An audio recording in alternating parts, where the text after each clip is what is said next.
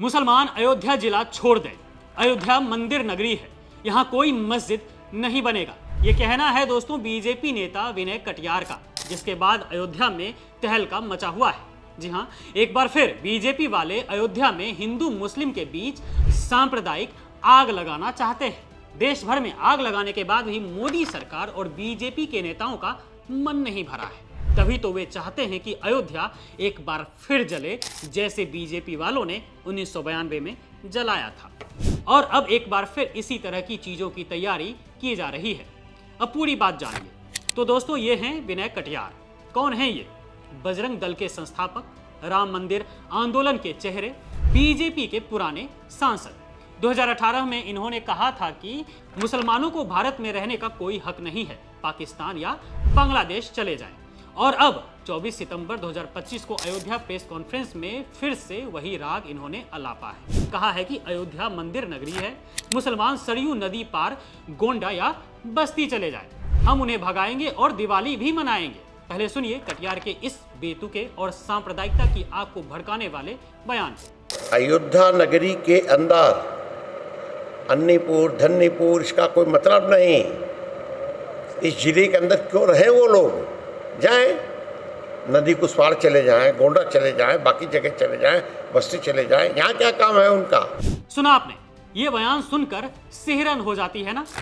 कटियार जैसे लोग supreme court के फैसले को ठेंगा दिखा रहे हैं। धन्नीपुर मस्जिद का प्लान एनओसी के बहाने खारिज कर दिया गया है। ऐसा लगता है कि यह संयोग नहीं है, सुनियोजित साजिश है ये। समाजवादी पार्टी के सांसद अवधेश प्रसाद ने सही कहा कि भारत बहुलवादी देश है। ऐसे बयानों से संविधान को ठेस पहुंचती है, लेकिन कटियार को कौन रोकता है? बीजेपी। ये नेता बीजेपी का हिस्सा है, फिर भी ऐसी नफरत फैला रहे हैं।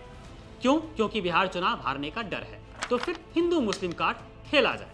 ऐसे में अब सवाल मोदी सरकार से है कि नरेंद्र मोदी जी, आपने तो कहा था सबका साथ सबका विकास, लेकिन ये क्या हो रहा है? आपके राज में सांप्रदायिक बयानबाजी क्यों फल फूल रही है?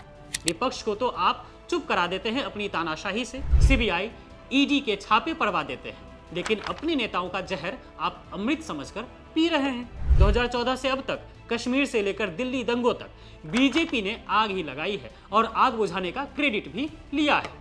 अयोध्या में मस्जिद प्लान रिजेक्ट हो गया। क्या यह संयोग है?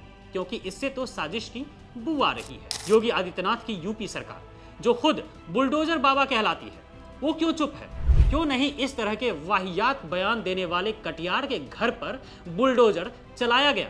क्या बुलडोजर सिर्फ अल्पसंख्यकों के घर पर ही चलाए जाएंगे, दलितों के घर पर ही चलाए जाएंगे?